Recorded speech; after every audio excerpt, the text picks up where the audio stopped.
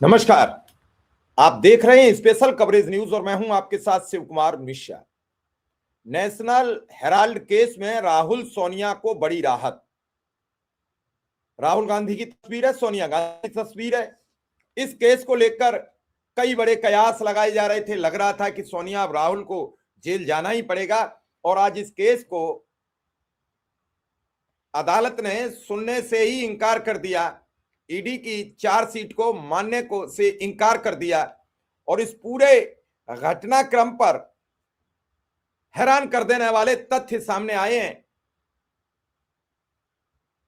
कांग्रेस के अधिवक्ता राज्यसभा सांसद अभिषेक मनु सिंघवी ने कहा, मैंने खुद नेशनल हेराल्ड केस लड़ा, यह सिर्फ एक खोखला मामला था और आज कोर्ट ने इस पर यानी अदालत ने इस पर संज्ञान लेना भी जरूरी नहीं समझा है और इस खोखले मामले को बीजेपी ने एक मेजर इशू बनाकर संसद से सड़क तक हंगामा बना के रख दिया। लेकिन अदालत तो अदालत है, अदालत सबको सुनती है, समझती है, देखती है और इस फैसले के बाद राहुल और सोनिया गांधी को एक बड़ी राहत मिली है तब जब देश में संसद की कार्यवाही चल रही थी। आज इस बड़ी राहत के बाद राहुल और सोनिया, कांग्रेस के अन्य नेता स्वर्गीय मोतीलाल वोरा समेत सभी लोग आज इस केस में राहत महसूस करेंगे। अभिषेक मनु सिंघवी ने जो बताया वो पहले मैं आपको बता दूं। केस लड़कर जब वापस आए तो उन्होंने क्या क्या कहा। उन्होंने कहा, जब मैंने बहस करना शुरू किया, इसके बाद बहस के दौरान मैंने कोर्ट को बताया था कि यह बहुत अजीब केस है जहां पैसे या अचल संपत्ति का 1 मिलीमीटर लेन देन नहीं हुआ, 1 रुपया भी, 1 धेला भी लेन देन नहीं हुआ। सारी प्रॉपर्टी एजेएल के पास ही है, फिर भी वे कहते हैं मनी लॉन्ड्रिंग हुई है। तो मुझे समझ में नहीं आता है कि यह मनी लॉन्ड्रिंग कैसे हुई।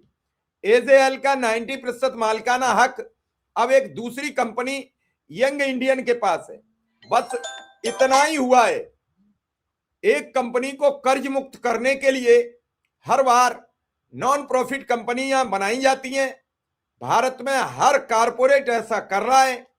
अपनी कंपनी को कर्ज मुक्त करने के लिए मैं शेयरों को ट्रांसफर कर सकता हूं, लेकिन यंग इंडियन कंपनी एक बहुत ही खास कंपनी है, एक नॉन प्रॉफिटेबल कंपनी है जहां सभी डायरेक्टर मल्लिकार्जुन खड़गे जी, सोनिया गांधी, स्वर्गीय मोतीलाल वोरा और अन्य लोग 1 पैसा भी डिविडेंड नहीं ले सकते हैं।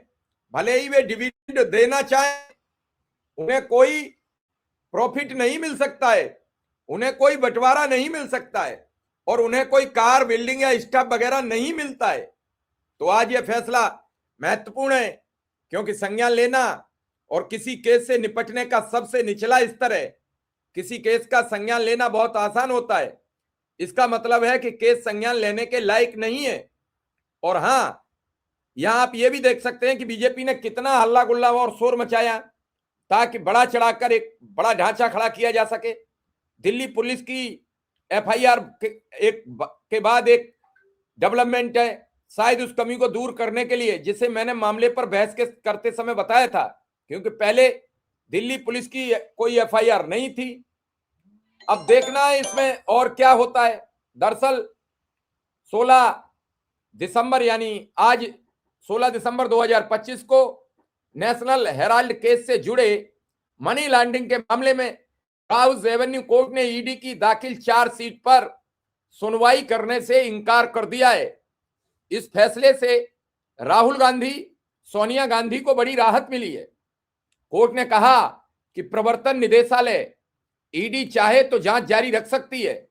ईडी ने अपनी चार्जशीट में सोनिया गांधी, राहुल गांधी, सैम पित्रोदा, सुमन दुबे, सुनील भंडारी, यंग इंडियन और डोटेक्स मर्चेंटाइज प्राइवेट लिमिटेड को नामजद किया था।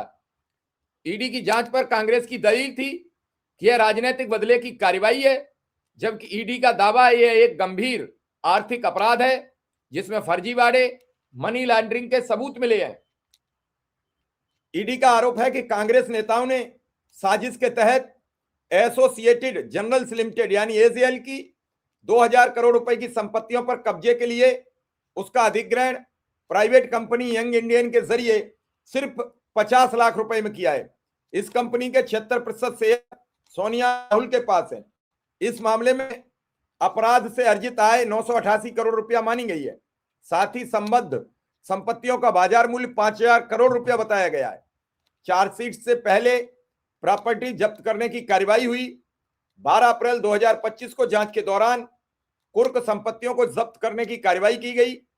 ईडी ने दिल्ली के Herald house, 5A Bahadur Shah Zafar मार्ग, मुंबई के बांद्रा ईस्ट और लखनऊ के विशेश्वरनाथ रोड स्थित एजीएल के बिल्डिंग पर नोटिस चिपकाए थे।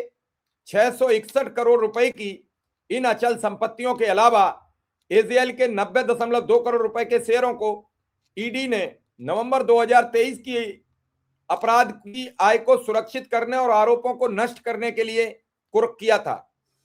दरअसल यह केस है क्या नेशनल हेराल्ड का? जिस नेशनल हेराल्ड केस में सोनिया गांधी, राहुल गांधी के खिलाफ चार्जशीट दायर की गई है, वो नेशनल हेराल्ड अखबार से जुड़ा है। इसकी पहल शुरुआत 1930 में तत्कालीन प्रधानमंत्री जवाहरलाल नेहरू ने 5000 स्वतंत्रता सेनानियों के साथ मिलकर की थी। यह अखबार का प्रशासन एजेएल करता था। 2008 में यह अखबार बंद हो गया था। फिर इसके अधिग्रहण पर विवाद और घोटाले की खबरें सामने आने लगी थी और तब से लेकर ये नेशनल हेराल्ड का केस जब जब चुनाव आते हैं, किसी राज्य के आते हैं, संसदीय चुनाव आते हैं, तब तब ये बड़ा इशू बनकर मैदान में आ जाता है। इस बार भी बिहार चुनाव से पहले नेशनल हेराल्ड केस में दिल्ली में एफआईआर होना, फिर ये चर्चा होना कि सोनिया गांधी और राहुल गांधी जेल जाएंगे। बड़ी तेजी से मीडिया ने कहा, क्या आज मीडिया उसी तेजी से इस खबर को प्रचारित प्रसारित करेगी जिस स्पीड से सोनिया और राहुल के खिलाफ एफआईआर दर्ज करने पर या उन्हें गिरफ्तारी किए जाने की लटकी तलवार की जो खबरें चली थीं, क्या उसी ताकत से, क्या उसी तैयारी से इन खबरों पर आज बातचीत होगी? ये बड़ा सवाल है। जनता के मध्य कांग्रेस की भ्रष्टाचारी हालत तो परोसी जाती है, लेकिन जब भ्रष्टाचार हट जाता है तो कोई उस पर केस हार जाती है। सरकार, सरकार के समर्थक लोग, सरकार के साथ जाने वाले लोग, फिर कोई कुछ नहीं कहता। अखबार आज खबरें, ये न्यूज, एबीपी न्यूज की खबर है, नेशनल हेराल्ड केस में सोनिया राहुल गांधी को बड़ी राहत।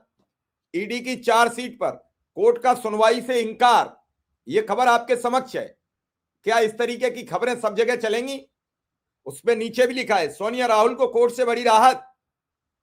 दरअसल 16 दिसंबर 2025 को राउज एवेन्यू कोर्ट ने सोनिया गांधी और राहुल गांधी को बड़ी राहत दी है। कोर्ट ने दोनों के खिलाफ चार्जशीट पर सुनवाई करने से मना ही कर दिया। क्या इस मौजूदा परिस्थितियों में अब जो भारतीय जनता पार्टी के प्रवक्ता चाहे कोई भी रहे हो, वो दिनों रात सोनिया गांधी को कोसते थे, अब उनका क्या होगा? क्या इस मामले पर जो लोग दिनों रात कांग्रेस के खिलाफ या कांग्रेस पर बातचीत करते थे, उनका क्या होगा?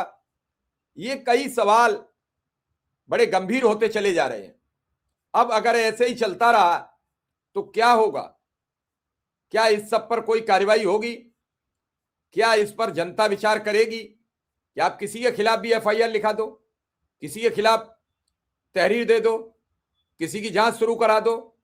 जब तक जांच होगी तब तक जो उसका सामाजिक राजनीतिक ढांचा बिगड़ेगा, उसका क्या होगा? आपने देखा कि 2013 में कांग्रेस पर बड़े भ्रष्टाचार के आरोप लगे, उन सब पर सीबीआई को कोई सबूत नहीं मिले, वो सारे केस कांग्रेस के छूट गए। जब लगे थे तो मीडिया में कितनी सुर्खियां थी और जब छूटे तो कितनी सुर्खियां बनी। किसको पता है कि कांग्रेस अब तक सभी केसों में बेदाग बरी हो गई? कहां गए वो के प्रमुख? उस पर मजाक भी बना विनोद के नाम पर। विनोद राय जी थे जो कैग के बॉस थे उस समय के तत्कालीन। क्या हुआ? सबके हालात बिगड़े, सबको प्रयोग किया गया। कहां है अन्ना का वो लोकपाल जिसको लेकर भाजपा ने बड़ा साथ दिया था? कहां है बाबा रामदेव जो सस्ती पेट्रोल, कालाधन वापस लाने की बात करते थे? अब तो वो ये कहते हैं कि मेरे पास कई करोड़ लोग हैं, मैं चाहूंगा उस राज्य में उस दल को हरा दूंगा, मेरे भी लोग हैं, और मेरे घी के बारे में अनावश्यक खबरें न चलाएं, मेरे घी के बारे में अनावश्यक बातें न करें। ऐसे सीधे धमकी देने का ये प्रक्रिया जो अब नई शुरू हुई है, इससे आम जनता को क्या राहत मिलेगी?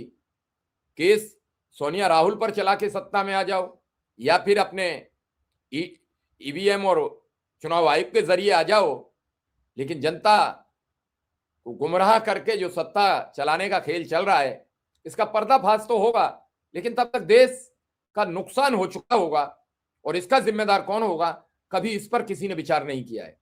तो आइए, इस खबर में अभी इतना ही कि राहुल सोनिया की ये बड़ी जीत है, उनके लिए बड़ी राहत है। रोज हो रही टीवी पर बहस खत्म हो जाएगी। हर व्यक्ति कहता है राहुल सोनिया जमानत पर हैं, तो आज उस पर थोड़ी सी राहत मिल जाएगी। अब देखना है कि नया मामला कौन सा सामने आता है। फिलहाल इस खबर में इतना ही। धन्यवाद, नमस्कार।